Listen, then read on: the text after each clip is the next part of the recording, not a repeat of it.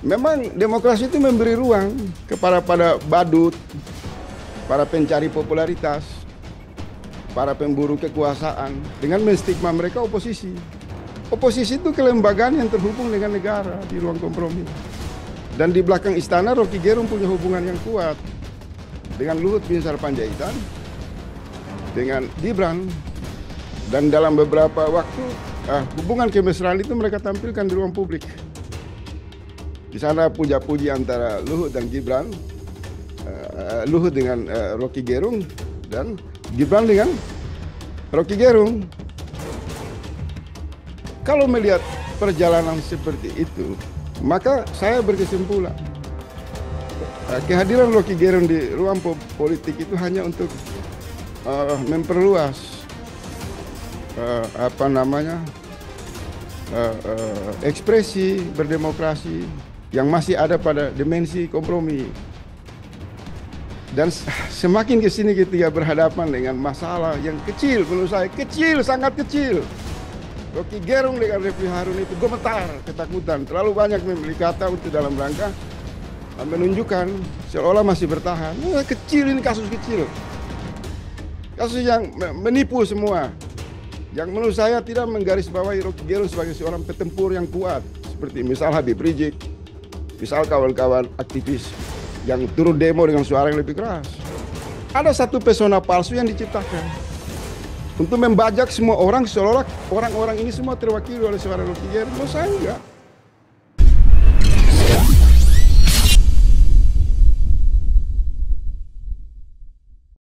Supaya Ya, jangan diskusinya masuk kepada wilayah teknis, karena itu ya. bicara negara kan. Oke, oke. Ada satu rangkaian kelemahan dari kawan-kawan pejuang hukum ini. Mereka meminjam seluruh infrastruktur, pasal-pasal, aturan dari pelaksanaan negara dan selalu berharap melihat di sana ada pemetaan peluang untuk mendapatkan keadilan. Dan berkali-kali mereka kalah di pengadilan. Jadi kalau kita lihat kasus Rocky Gerung ini kan, kalau catatan saya ya, dari sebagai individu dari uh, latar belakang jurnalis sejak tahun 93 sampai 95, 94 akhir lah. Saya tidak bersinggungan dengan namanya Rocky Gerung. Nama ini tidak menonjol dalam gerakan melawan rejim Soeharto. Kemudian dari tahun 95, halo, suara saya dengar nggak? Masih monitor. Uh, Dengar terang. dari Silakan, lanjut. 95 gerakan kampus ya yang kita lakukan melawan rejim Soeharto sampai tahun 98 itu juga saya tidak kenal Rocky Gerung. Nama ini tidak menonjol dalam konsolidasi gerakan melawan rejim diktator rejim Soeharto. Kemudian pasca reformasi sampai dengan 2014 baru saya tahu ada namanya Rocky Gerung. Sejak banyak menulis di Kompasiana dan di Facebook itu kan, beberapa kali Rocky Gerung hadir di beranda saya mengomentari isu-isu strategi menyangkut perlawanan terhadap rejim Jokowi. Kemudian 2017-18 Rocky Gerung intensif sering komentar di Twitter saya. Sejak itu saya belajar memahami Rocky Gerung. Sebenarnya ini kasus kecil. Kalau kita di Progres 98 masuk keluar penjara itu biasa dan nggak pernah cengeng dan nggak pernah minta pengacara siapapun untuk bela kita. Bisa di googling itu, di borgol dari KPK dari mana itu santai aja. Karena pertama kita melihat ketiga aktivis berhadapan dengan kekuasaan, dia harus punya dua landasan prinsip yang harus dia letakkan dulu. Apakah kekuasaan itu yang dimaksud semena-mena dan zalim atau kekuasaan kompromi?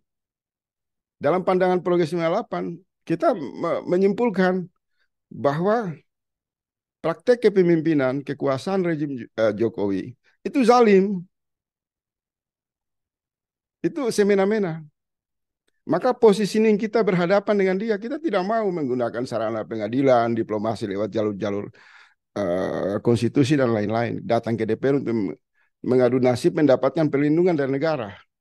Karena posisi dia mempraktekkan satu kekuasaan yang zalim, maka sepenuhnya Dari kerangka tauhid kita bergantung sama Allah.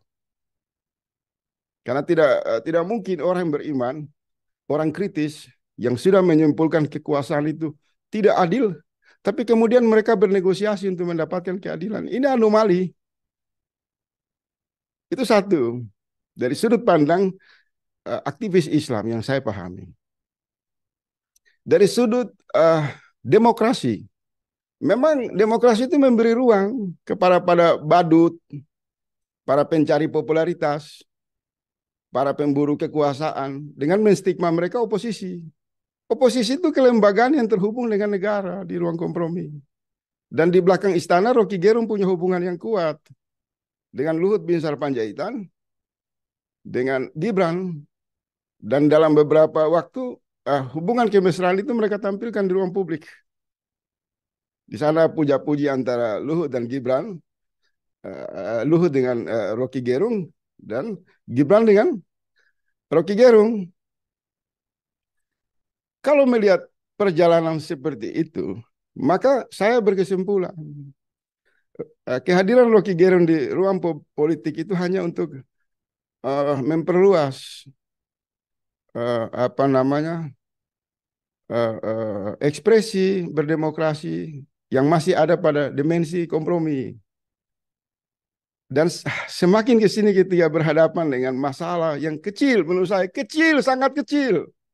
Rocky Gerung dengan Refli Harun itu gemetar, ketakutan. Terlalu banyak memilih kata untuk dalam rangka menunjukkan seolah masih bertahan. Kecil, ini kasus kecil. Kasus yang menipu semua.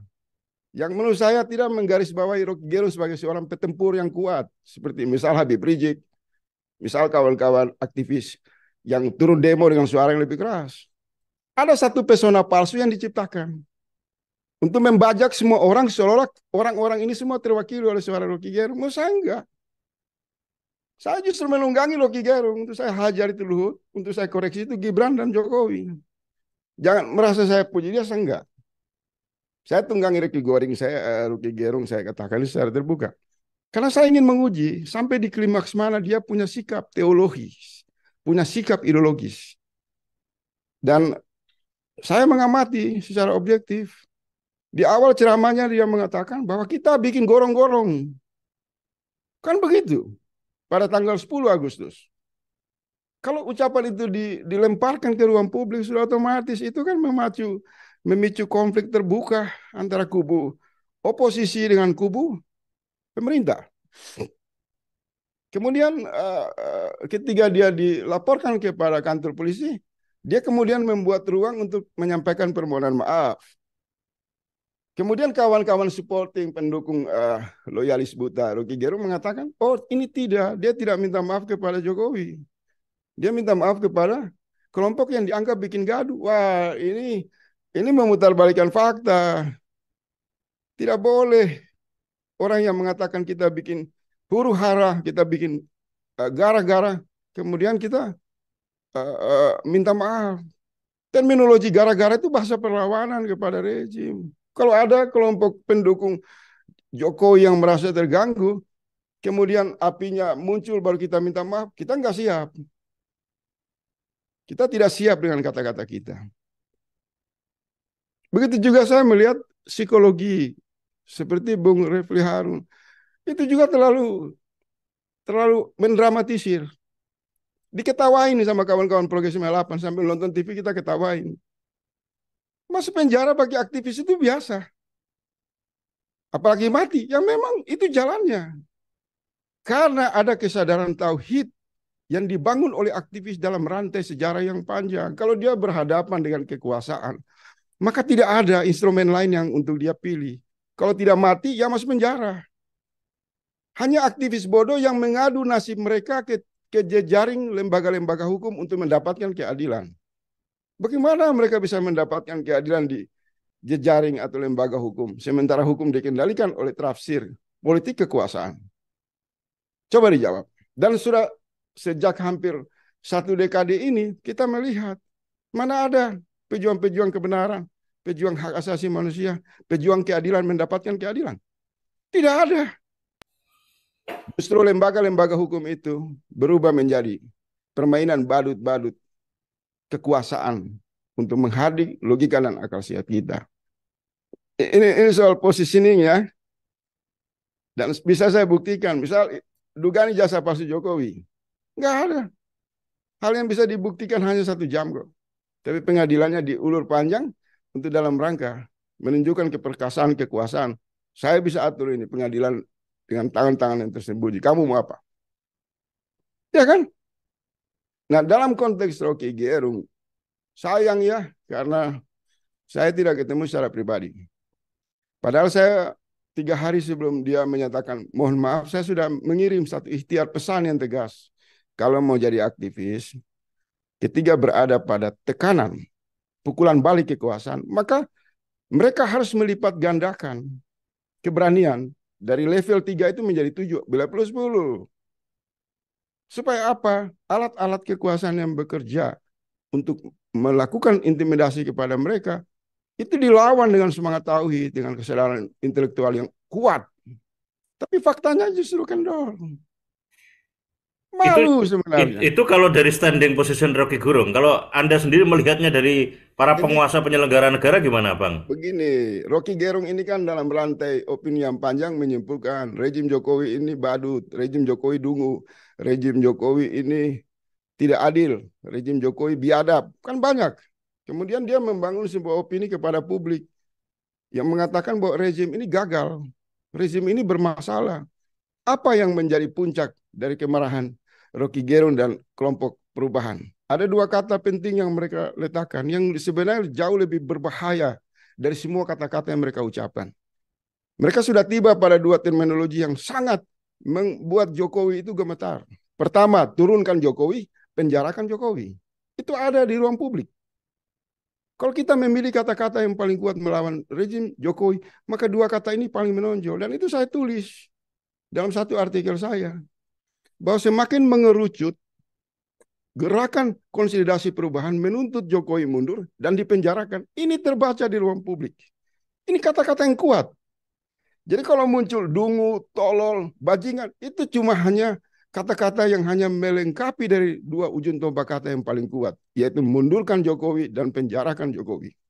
Karena itu memiliki konsekuensi yang mengikat secara fundamental. Menurunkan Jokowi pertarungan konstitusi.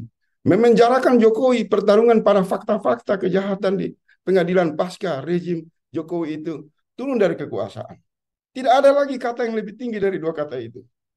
Tapi kenapa istana maupun pendukung Jokowi tidak menyoroti pernyataan-pernyataan yang mengatakan turunkan Jokowi, penjarakan Jokowi? Kenapa mereka tidak angkat? Tapi mereka mempersoalkan bajingan dan tolol. Sebenarnya istana ingin mengirim pesan kepada beberapa kawan oposisi bahwa kalian itu nggak ada apa-apanya. Kalian hanya berhenti jadi gosip politik. Kalian hanya memang jago curhat. Kalian tidak punya pikiran yang konstruktif untuk melakukan perlawanan terhadap kekuasaan. Oleh sebab itu menurut saya, ini lelucon.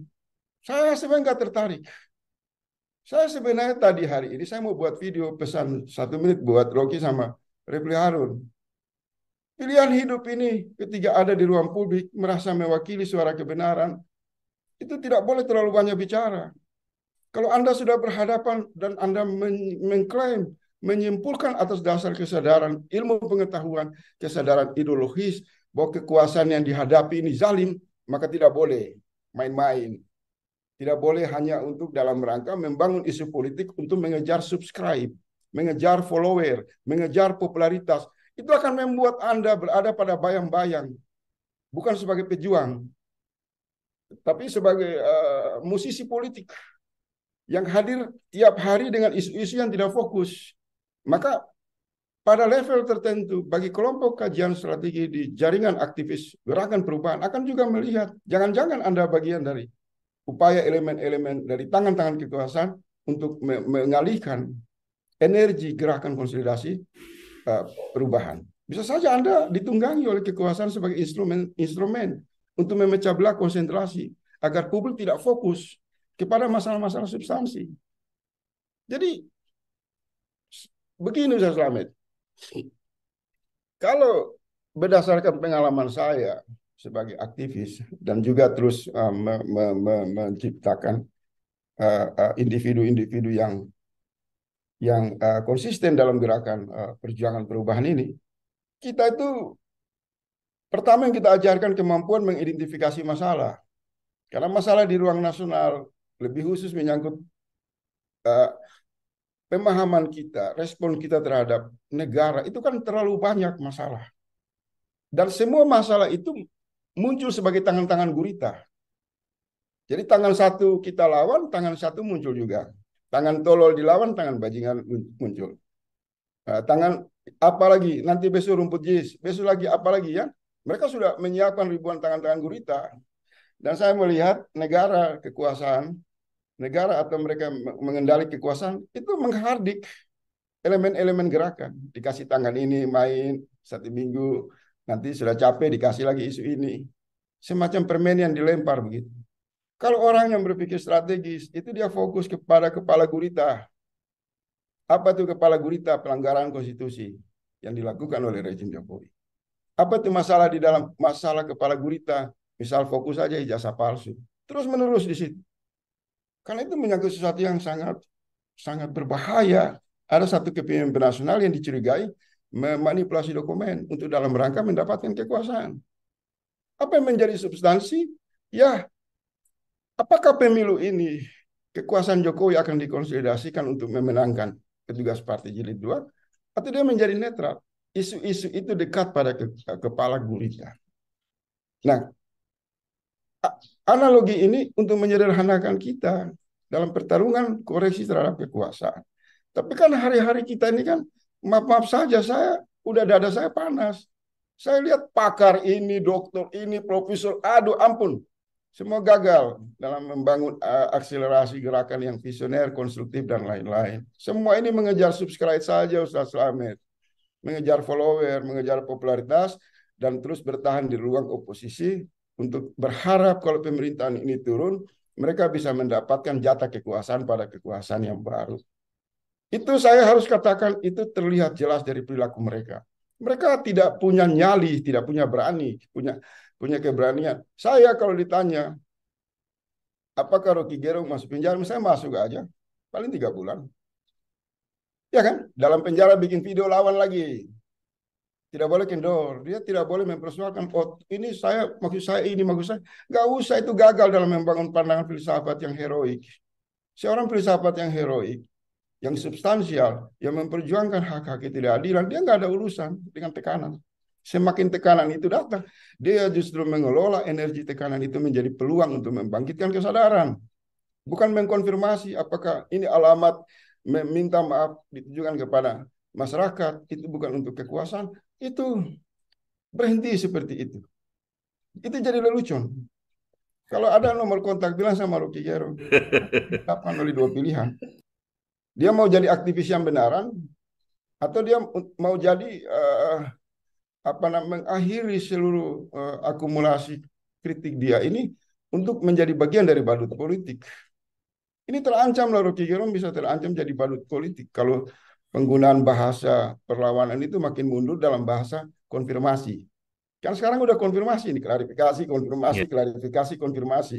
Oh tidak, saya tidak maksud ini. Oh tidak, saya tujuan ini. Wah ini sih memang saya mulai yakin bahwa memang dalam perjalanan saya dengan seluruh kawan-kawan 98, kita memang sulit mendapatkan riwayat Rocky Gerung di era perlawanan terhadap rejim Soeharto. Kenapa? Kalau orang-orang yang sudah terbiasa dan pernah masuk di gelanggang besar perlawanan terhadap kekuasaan yang dimaksud adalah rejim Soeharto, maka dia menghadapi rejim Jokowi ini kecil, ini mainan, ini biasa saja.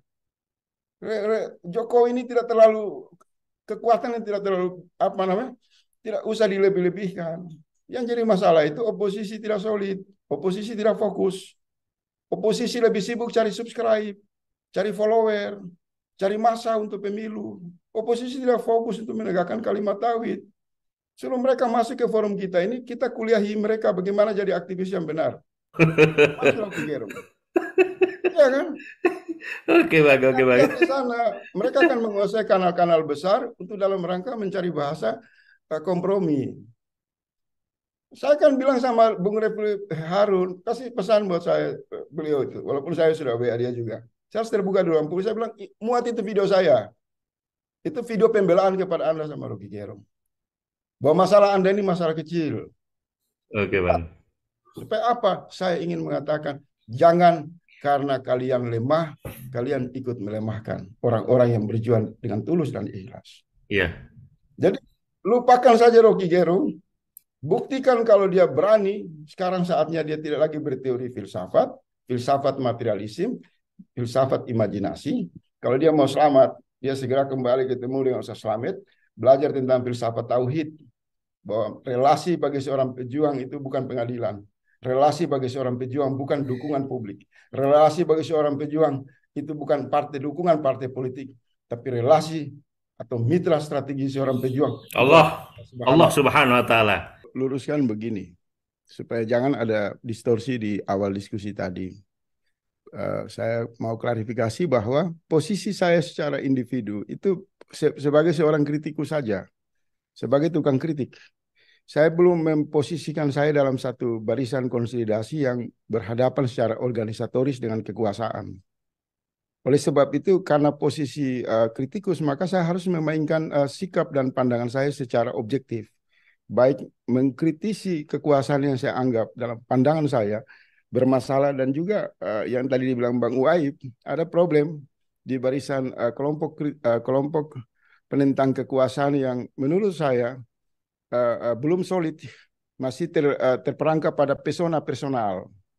Kalau pengalaman saya di era digital civilized ini, orang semua bisa kapan saja tampil seolah-olah mewakili persepsi, mewakili keluhan dari ruang publik dan dianggap sebagai tokoh. Kalau menurut saya enggak, dia harus memenuhi syarat.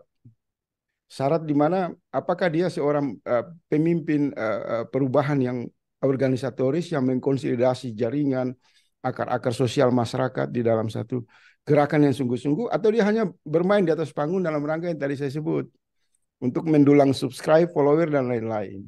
Dalam konteks Rocky Gerung, saya punya dua pandangan yang tetap saya pertahankan. Pertama, pandangan tauhid sebagai bimbingan keimanan saya melihat ontologis dari semua gejala yang muncul di permukaan, dan pandangan saya dalam memahami pengayaan demokrasi, di mana kalau tauhid, maaf saja, Rocky tidak masuk dalam sudut pandang saya sebagai representasi mewakili suara aspirasi yang diwakilkan oleh umat Islam. Karena ini kan energi besar yang tidak bisa diberikan kepada satu orang yang masih punya problem dalam kerangka tauhidnya, yang tidak mengikat umat Islam sebagai tokoh representasi memperjuangkan perubahan dalam sudut pandang umat Islam. Tapi Rocky Gerung saya lihat dalam ruang dinamika demokrasi. Nah, dalam ruang demokrasi saya melihat ada dua faktor yang menonjol. Pertama, hubungan kemesraan Rocky Gerung dengan Luhut Binsar Panjaitan, diikuti dengan hubungan romantisme Gibran dengan Rocky Gerung.